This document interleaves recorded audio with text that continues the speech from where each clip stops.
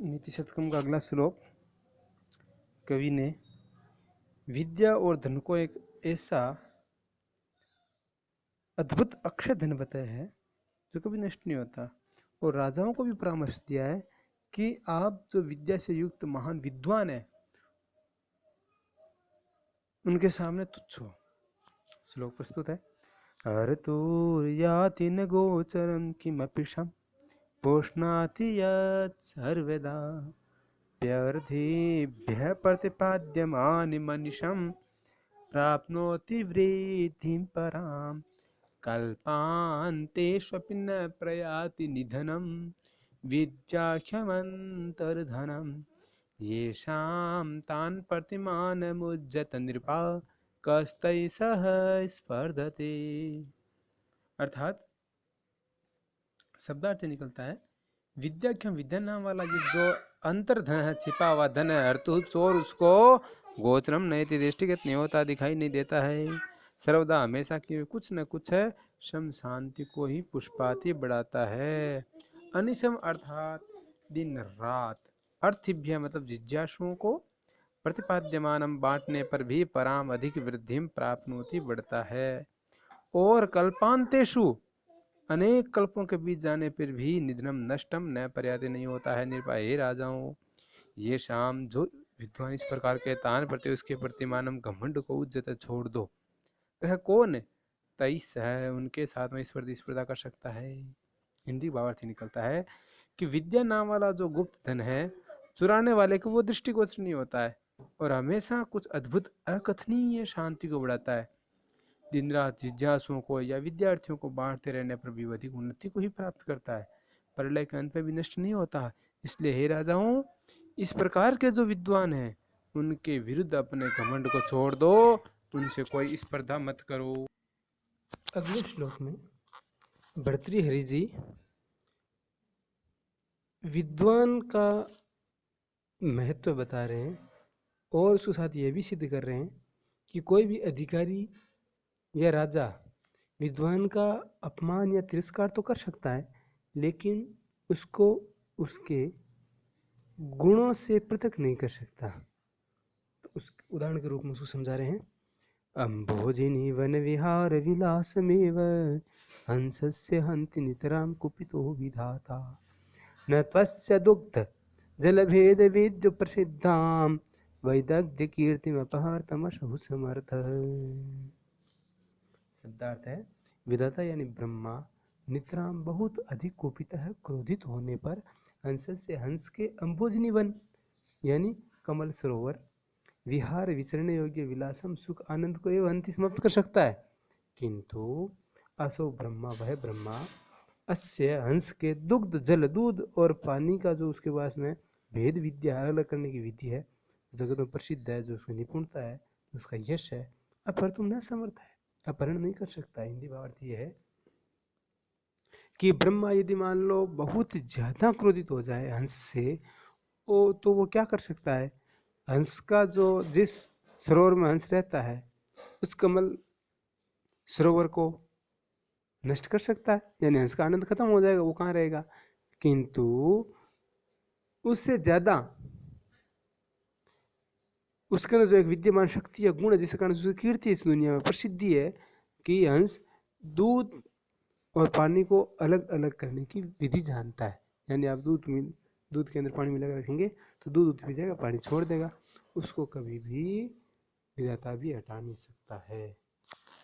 इसी प्रकार से जो राजा लोग है उससे उसका धन छीन ले, क्रोधित होकर के उसको सेवानिवृत्त कर दे, कुछ भी ऐश्वर्य आदि छीन सकता है, लेकिन उसका जो स्वाभाविक कीर्ति विद्या और स्वाभाविक गुण है उसको किसी प्रकार की क्षति नहीं पहुंचा सकता।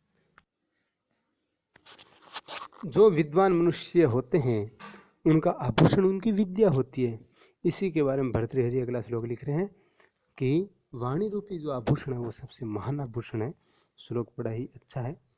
केयो राणि न भूषयन्ति पुरुषं हारा न चंद्रोज्ज्वला न स्नानं न विलेपनं न कुसुमं नालंकृता मूर्धजा वाण्ये कासमलंकरोति पुरुषं या संस्कृता धार्यते क्षीयन्ते खलु भूषणानि सततं वाग्भूषणं भूषणम्। शब्दार्थ है पुरुष को, मनुष्य को केयूर यानी कुंडल, बाजूबंद आदि जो आभूषण है उसको केयूर कहते हैं।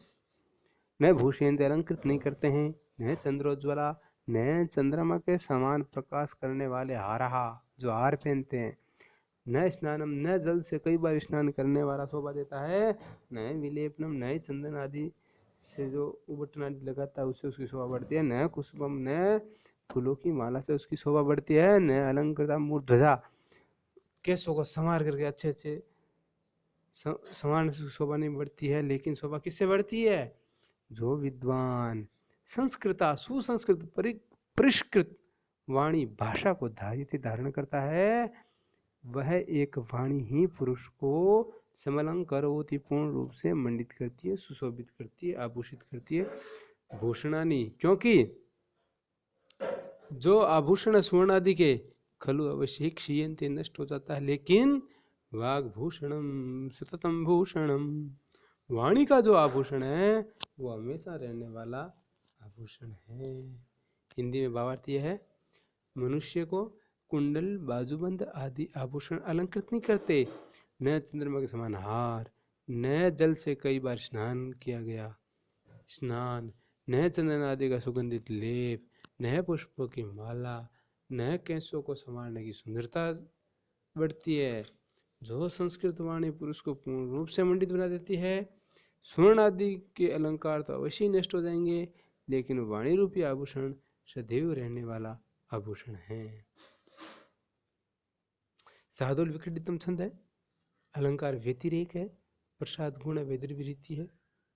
तो इस प्रकार से इसके अंदर वाणी का जो महत्व समझाया गया है कवि ने बहुत ही अच्छा उदाहरण दे करके कि हमारी जो शोभा है वो हमारी वाणी में विद्यमान है, न कि बाह्य दिखावे।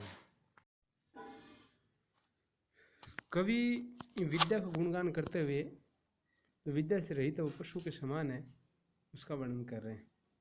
विद्या नाम नरस्य रूपम अधिकम प्रच्छन्न गोप्तम धनम, विद्या भोग करी यश सुख करी, विद्या गुरुणाम गुरु, विद्या बंधुजनों विदेश गमने, विद्या परा देवता, विद्या राजसु पूज्यते न तु धनम, विद्या विहीनः पशु, विद्या विहीन पशु।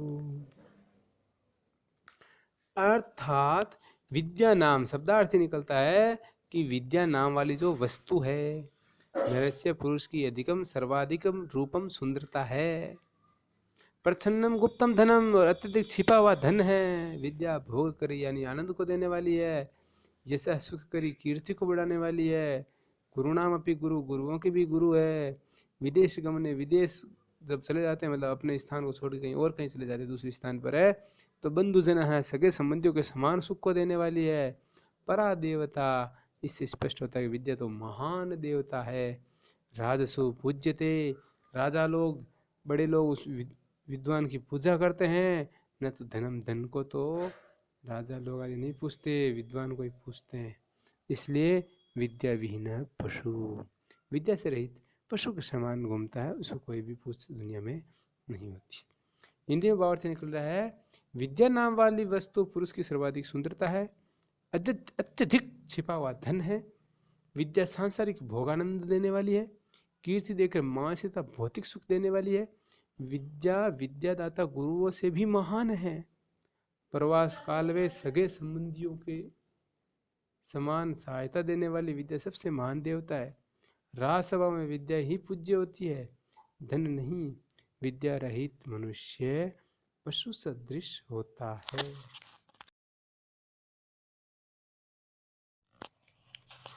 क्षान्तिश्चेत् कवचेन किमरिभिः, क्रोधोऽस्ति चेत् देहिनां, जातेश्चेदनलेन किं यदि सुहृत्, देव्योषधैः किं फलम्, किं सर्पैर्यदि दुर्जना किमुधनैः, वेद्यानवाद्या यदि, व्रीडात् यत्किमु भूषणैः सुकविता, यद्यस्ति राज्येन किम्। शब्दार्थ इसमें यह आता है कि देहिताम यानी देहधारी मनुष्यों को क्षांति यानी क्षमा यदि उसके पास में है तो उसको कवच धारण करने की कोई जरूरत नहीं है। किम प्रयोजन, क्या लाभ है। और यदि क्रोध उसके अंदर विद्यमान है तो अरि भी किम, उसको शत्रुओं की कोई जरूरत नहीं है। जाति ही यानी स्वजाति हो चेत अनलेन किम, अग्नि का क्या काम। और यदि मित्र हो तो उत्तम औषधियों का क्या फल, कोई लाभ नहीं है, वो मित्र ही उत्तम औषधि है। और यदि दुर्जन अपने साथ हो तो सांपों की कोई जरूरत नहीं है, वो दुर्जन उसके लिए सांप है। यदि अनविद्या, यदि निष्कलंक ज्ञान है तो धनी किम, धन का क्या प्रयोजन है। यदि विरड़ा चेत, यदि लज्जा है, भूषण ही किम, तब आभूषणों का क्या प्रयोजन है।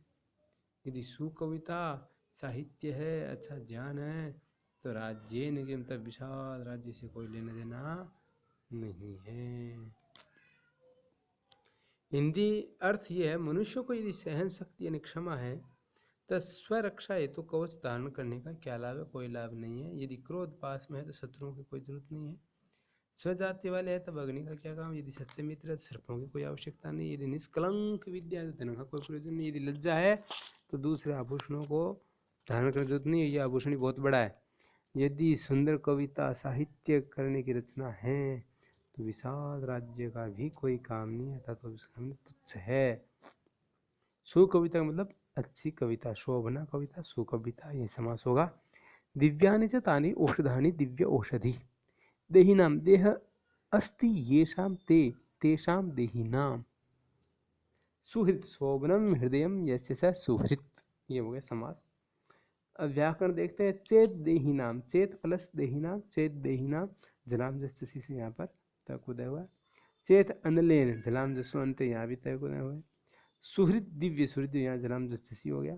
दिव्य औषध, वृद्धि रचित दिव्य प्लस औषध, दिव्य औषध बन गया। यदि प्लस अच्छी में चाहिए संधि हो गई। दिव्य ही औषध, दिव्य औषधों से यहाँ क्रमधारय समास है।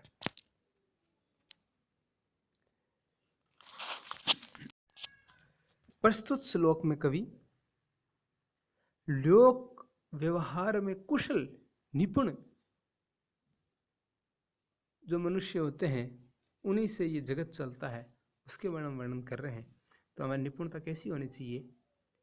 दाक्षिण्यम स्वजने दया परिजने, साठ्यम सदा दुर्जने, प्रीति साधुजने नयो नृपजने, विद्वजने चार्जवम, शौर्यम शत्रुजने क्षमा गुरुजने, कांताजने धृष्टता, ये चैवं पुरुषा कलाशु कुशला, ते स्वेवै लोकस्थिति। अर्थात स्वजने यानी आत्मीय व्यक्तियों के साथ में, मतलब अपने जो संबंधी लोग उनके साथ में सदा हमेशा दाक्षिण्यम, अच्छा व्यवहार करना चाहिए। परिजन यानी सेवकों पर, जो अपने नौकरादी है उन पर दया, सहानुभूति, कृपा की दृष्टि रखे। दुर्जने दुष्टों के साथ में साठ्यम, कठोरता का व्यवहार करे। और साधुजने यानी सज्जन पुरुषों के साथ में प्रीति, प्रेम का व्यवहार करे। नृपजने राजाओं या अधिकारियों के साथ में नया, नीति से व्यवहार करें कि किस प्रकार का आदमी उसको किस व्यवहार। विद्वजन, विद्वानों के साथ में आर्जवम, आर्जवम होता है रिजुता, नम्रता, तो विद्वानों के साथ में नम्रता से व्यवहार करना चाहिए। और शत्रुजन, शत्रुओं के साथ में शौर्यम, वीरता से व्यवहार करें। गुरुजने, जो पूजनीय पुरुष है उनके साथ में क्षमा, सहनशीलता से व्यवहार करें। नारीजन, स्त्रियों के साथ में धृष्टता यानी